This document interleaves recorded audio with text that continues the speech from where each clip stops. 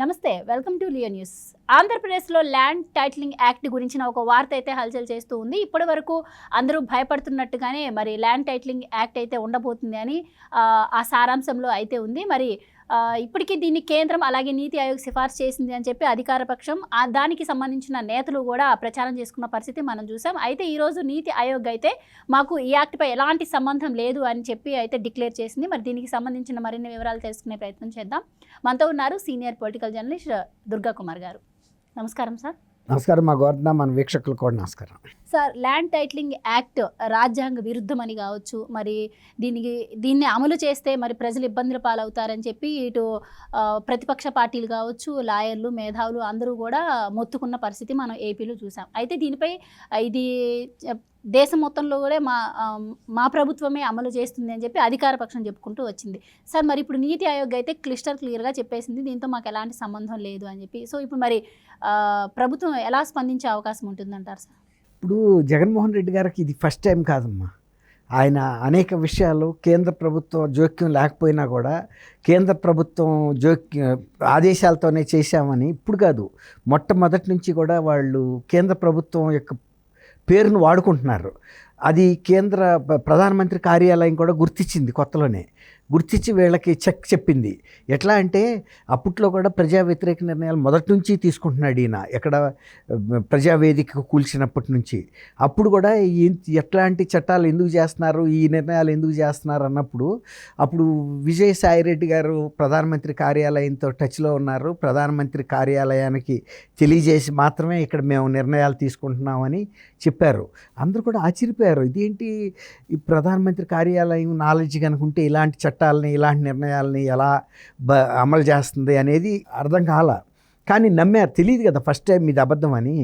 ఈ విషయం ప్రధాన కార్యాలయానికి కూడా ఇంటెలిజెన్స్ ద్వారా తెలిసింది. వీళ్ళు ప్రతిదానికి ప్రధానమంత్రి కార్యాలయాన్ని, ప్రధానమంత్రి పేరుని, కేంద్ర ప్రభుత్వం పేరుని ఇష్టారీతిని దుర్వినియోగం చేస్తున్నారు.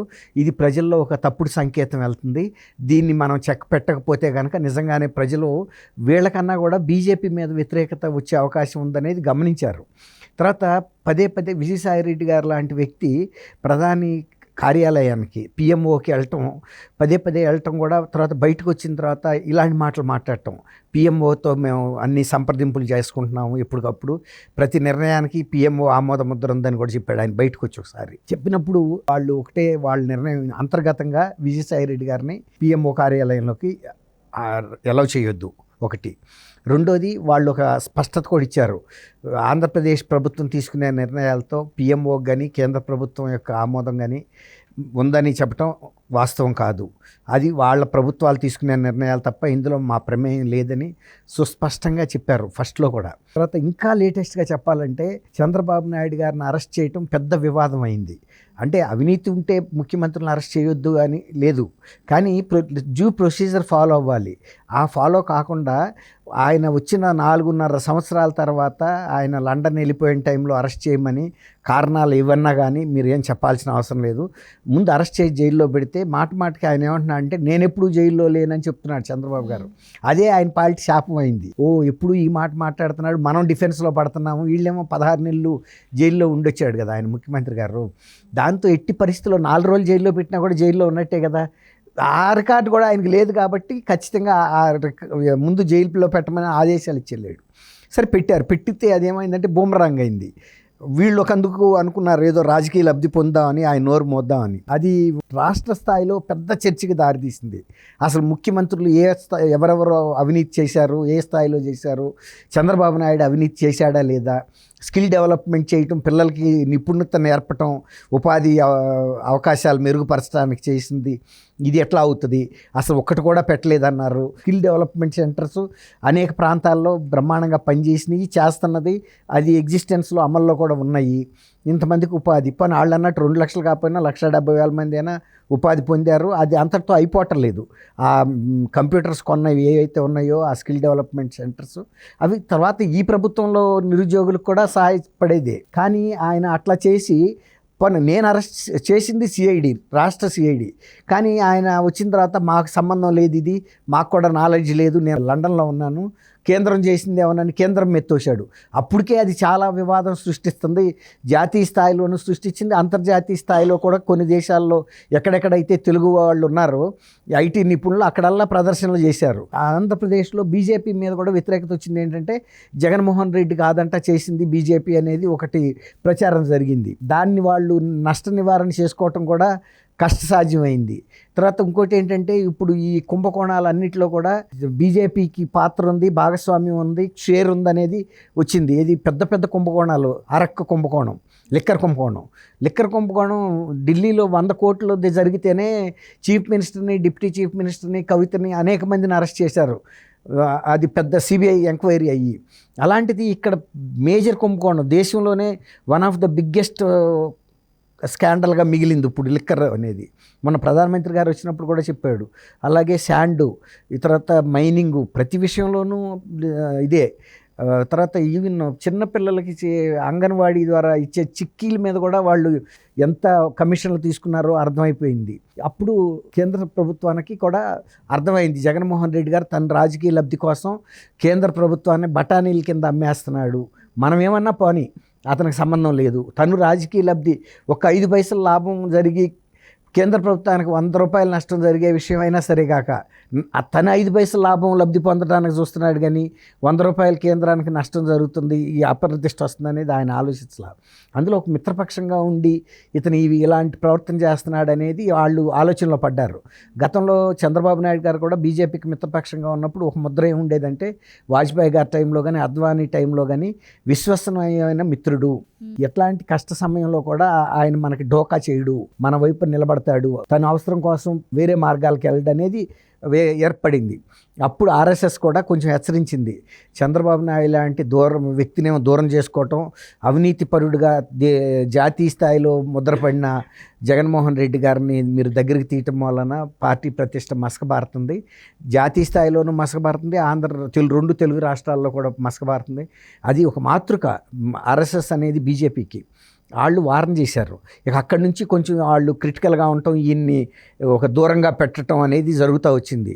ఇప్పుడు మీరు అడిగిన విషయం కూడా యాక్చువల్గా ల్యాండ్ టైటిలింగ్ యాక్ట్ నీతి ఆయోగ్ చేసింది, కేంద్ర ప్రభుత్వం మమ్మల్ని చేయమని చెప్పింది, పంపింది అనే చెప్తూ వచ్చారు. ఇప్పుడు ఆంధ్రప్రదేశ్కి చెందిన ఒక వ్యక్తి నాగల్లా అని ఆయన పేరు ఏదో ఉంది, అతను నీతి ఆయోగ్కి సమాచార హక్కు చట్టం కింద అడిగితే అసలు మా చట్టం గురించి మాకు తెలియదు, అసలు మేము చేయమన్న మాట ఒట్టి మాట అని చెప్పారు.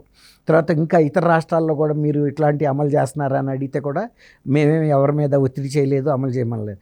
ఇంకోటి ఏమి అడిగారంటే ఈ రైతులు వాళ్ళ ఆస్తులు, రైతులు కానీ ఎవరైనా సరే వాళ్ళకి సంబంధించిన ఆస్తులు అమ్మాలంటే రాష్ట్ర ప్రభుత్వం అనుమతి ఉండాలా అని అడిగారు.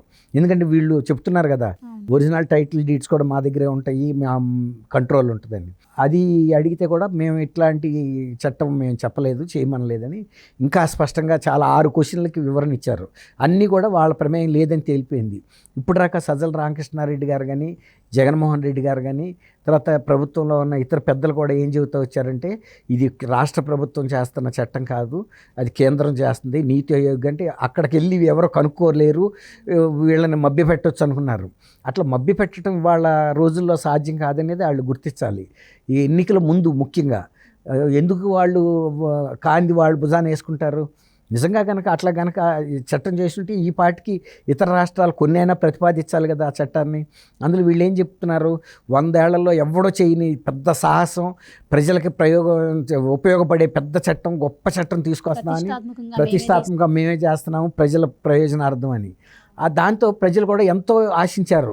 ఏంటి నిజంగానే ఏమన్నా ప్రభుత్వ భూములు లేని వాళ్ళకి ఏమన్నా ఇస్తాడేమో, పెద్ద ఎత్తున పంపిణీ జరుగుతుందని ఆశించారు. అట్లా కాదు, మీ ఆస్తులే మా చేతిలో ఉంటాయని. ఇప్పుడు ఆ సమయం సందర్భం కూడా ఎలాంటి పరిస్థితి వచ్చిందంటే ఆయన ప్రభుత్వ ఆస్తులు ఇష్టారీతిన తాకట్టు పెట్టి ఆఖరికి సచివాలయాన్ని కూడా తాకట్టు పెట్టి అది కూడా దాచిపెట్టాడు. తర్వాత వేరే సోర్స్ ద్వారా బయటకు వచ్చినప్పుడు కూడా పెడితే తప్పేంటి, అది ప్రభుత్వ ఆస్తే కదా అన్నాడు. ప్రభుత్వ ఆస్తి అయినా ప్రభుత్వానికి చాలా ఆస్తులు ఉన్నాయి. సచివాలయం అనేది ఒక భావోద్రేకమైన అంశం, రాష్ట్ర ప్రజల గుండె అది. అట్లాంటి గుండెని తీసేసిన తర్వాత ఇంకేముంటుంది?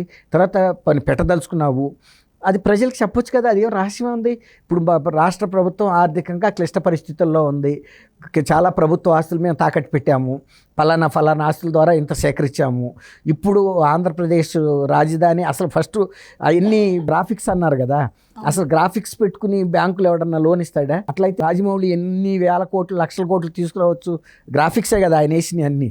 ఆ గ్రాఫిక్సే కనుక పెట్టుకుని ఇస్తే ఆంధ్రప్రదేశ్ ప్రభుత్వం కాదు, కేంద్ర ప్రభుత్వం కూడా పొందలేనంత లోన్లు వస్తాయి ఆ బాహుబలికి వేసిన దీన్ని కనుక పెడితే. అవి పెడుతున్నప్పుడు ప్రజలకు చెప్పాల్సిన అవసరం ఉంది కదా. సచివాలయం అనేది ప్రతివాడి రక్త బొట్టు అక్కడ ఉంది, పన్నుల రూపంలో పే చేశారు. నువ్వు ఇంత లగ్జరీ విమానాల్లోనూ పెద్ద పెద్ద అవసరం లేని 500 కోట్ల రూపాయలు పెట్టి రిషికొండను తవ్వి మరీ కట్టిన బిల్డింగులకి 300 కోట్లకో ఎంతకో సచివాలయాన్ని ఆయన తాకట్టు పెట్టింది కూడా పెద్ద అమౌంట్ కూడా కాదు. అది ప్రజలకు చెప్పాలి కదా. ప్రభుత్వ సొమ్మే ఈ విధంగా దోపిడీ చేస్తా ఈ టైంలో ప్రజల సొమ్ము మీద కూడా వస్తున్నాడు అనేది ప్రజలకు అర్థమైపోయింది, భయకంపితులు అయిపోయారు. ఇది కేంద్ర ప్రభుత్వం చేసిన దాన్ని వీళ్ళు మభ్య పెట్టినప్పటికీ కూడా ఎవరు మభ్య పెట్టినా చివరికి బాధితుడు అవుతుంది ప్రజలే కదా. అది నిజంగా నీతి ఆయోగ్ అమలు చేయమందా, కేంద్ర ప్రభుత్వం అమలు చేయమందా? అమలు చేయమన్నా కూడా ప్రభుత్వం, రాష్ట్ర ప్రభుత్వం ప్రజల తరపున ఉంచోవాలి కదా. కేంద్రం ఎక్కడో ఢిల్లీలో ఉంటుంది, నీతి ఆయోగ్ ఢిల్లీలో ఉంటుంది, నువ్వు ప్రజల ప్రతినిధివి, నీ బీసీలు, నీ ఎస్సీలు, నీ ఎస్టీలు, ఈ చట్టం వాళ్ళకు కూడా వర్తిస్తుంది కదా, నీ మైనార్టీలకి. మరి వాళ్ళకి ఎక్కడికి వెళ్ళి ఫైట్ చేయగలుగుతారు? వాళ్ళ ప్రభుత్వం కనుక భూమి తీసుకోదలిస్తే వీళ్ళు ఎవరు కూడా ఈ చట్టం అంటే టైటిలింగ్ నీ భూమిని కనుక నా పేరు మీద రాశారనుకోండి, మీరు ఎక్కడికి వెళ్ళటానికి లేదు, కేవలం హైకోర్టుకి మాత్రం వెళ్ళాలి. హైకోర్టుకి వెళ్ళాలంటే ఎంత ఖర్చో వాళ్ళే చెబుతున్నారు, లాయర్లకి ఎన్ని కోట్లు ఇవ్వాలో. అట్లాంటి చట్టం చేసి అది కేంద్రం మీద నీతి ఆయోగ్ మీద తొయ్యటానికి చేసిన ప్రయోగం. మళ్ళీ తర్వాత ఇంకోటి ఏంటంటే ఇందులో 21-22 సంవత్సరాల్లో కూడా వీళ్ళు ఈ చట్టానికి కొన్ని వేళ్ళకి తగ్గట్టు మార్పులు వాళ్ళు ఒక డ్రాఫ్ట్ పంపించారంట. నీతి ఆయోగ్ వాళ్ళు ఒక డ్రాఫ్ట్, అది రఫ్ డ్రాఫ్ట్, అదేమి అమలు చేయాల్సిన అవసరం ఏం లేదు, ఊరికే అవగాహనకి పంపించారు. ఏ ప్రభుత్వం దాని గురించి పట్టించుకోవాలి, వీళ్ళు మాత్రం దాని మీద సీరియస్ వర్క్ చేసి వీళ్ళకి అనుకూలంగా 21లో ఒకసారి మళ్ళీ పంపించారు. అక్కడికి పంపిస్తే వాళ్ళే ఫీల్ అయ్యారు, వీళ్ళు చేసిన సవరణ ప్రజలకి ప్రయోజనం కలిగించేటట్లేదు, ప్రజా ప్రయోజనాలకు వ్యతిరేకంగా ఉందని 21లో నిర్ద్వందంగా తిప్పి పంపించేశారు. అక్కడ ఢిల్లీ వెళ్ళి కూడా లాబింగ్ చేశారంట ఆమోదించమని వీళ్ళు రాష్ట్ర ప్రభుత్వం తరపున. వీళ్ళకి స్వార్థం లేకపోతే లాబింగ్ చేయాల్సిన అవసరం ఏముంది? ఆ ప్రభుత్వం మెరిట్ మీద నువ్వు పంపిన సవరణ కనుక బాగుంటే ఆమోదిస్తుంది, అది ప్రజలకు వ్యతిరేకమైన చట్టం అయితే తిప్పి పంపించేసింది. మళ్ళీ 22లో కూడా చేశారు, సైలెంట్గా పంపించారు. అప్పుడెప్పుడు దీని మీద చర్చ కూడా చేయలే. ఆల్రెడీ మాకు ఇట్లాంటి ఒక ముసాయిదా తీర్మానం వచ్చింది, ఆ ముసాయిదా తీర్మానానికి మేము సవరణలు చేశాము, దీని మూలాన ఇదిగో ఈ ప్రయోజనం కలుగుతుందని కూడా చెప్పకుండా సైలెంట్గా పంపి మళ్ళీ లాబింగ్కి వెళ్ళారు. ఆ 22లో కూడా తిరగొట్టారు. ఇప్పుడు దిగిపోతున్నాం కాబట్టి ఇదేదో చేసేస్తే నెక్స్ట్ టైం కూడా మేమే అధికారంలోకి వస్తాం కాబట్టి దీన్ని ఉపయోగించుకుని ప్రజల్ని కీలు బొమ్మల్లాగా ఆడించవచ్చని, అంటే రాజకీయ ప్రత్యర్థుల మీద బాగా ఉపయోగించే అవకాశం ఇది ఎక్కువ ఉంది, ఇతర పార్టీలకు సంబంధించిన వాళ్ళ మీద. ఇప్పుడైతే భౌతిక దాడులు చేస్తున్నారు, అప్పుడు ఆర్థిక దాడులు కూడా చేయడానికి ఈ చట్టం ఉపయోగపడుతుంది. అయితే ఇంత అవినీతి పెట్టుకొని వెనకమాల మరి దీనిపై సజ్జల గారే ప్రెస్ మీట్ పెట్టి మరి దీన్ని 24 రాష్ట్రాల్లో అమలు చేయబోతున్నారు, అంటే బీజేపీ పాలిత రాష్ట్రాల్లో కూడా దీన్ని అమలు చేస్తారు అని ఆయన చెప్పడం, అంటే ఇంత అబద్ధాలు చెప్పడం ఎలా చూడొచ్చు అంటే ఫస్ట్ నుంచి వాళ్ళ దాని మీదగా బేస్ అయింది. ఇప్పుడు వివేకానంద రెడ్డి గారిని చంద్రబాబు చంపపోయినా కూడా చంపారని వాళ్ళు అధికారంలోకి రాబోయే ముందే చెప్పి దాన్ని అడ్డం పెట్టుకుని అన్నట్టు డాక్టర్ సునీత గారు వైఎస్ఆర్సీపీ పార్టీ పునాదులు రక్తంతో తడిసినాయి అంది కదా. వీళ్ళు అబద్ధాలతోనే వీళ్ళు ఈ కోటను నిర్మించారు.